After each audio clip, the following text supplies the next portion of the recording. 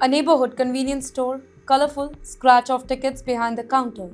Regular customers walk in, hoping to win really big, but behind that counter, investigators say something very different was happening.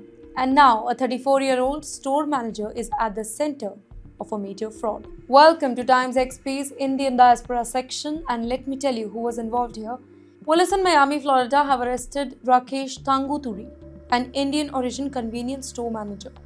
He is now facing serious felony charges including organized fraud involving $50,000 or more, first-degree grand theft. Well, authorities say that the case involves Florida lottery scratch-off tickets and the numbers they are staggering. Getting into the case, then here is what allegedly happened. Well, Tanguturi managed a store called Bargain Stop Market Second, located in Miami's Little Haiti neighborhood. According to police, the store owner began noticing something really unusual. Bank transactions linked to lottery sales didn't really add up here. Inventory numbers looked off, and then entire books of scratch-off tickets, they were missing. Not one, ladies and gentlemen, not two, multiple books. Well, investigators say that the total value of those missing ticket books exceeded $300,000. Now let that sink in. How much was the actual loss?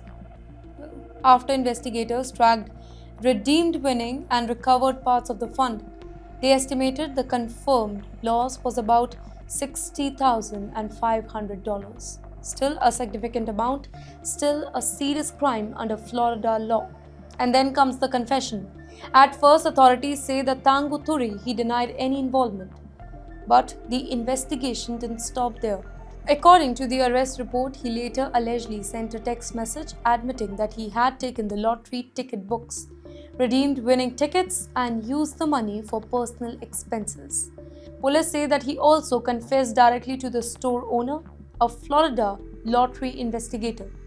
Investigators further noted that many of the tickets were redeemed in bulk at a single retailer, a pattern that triggered red flags in the lottery monitoring system.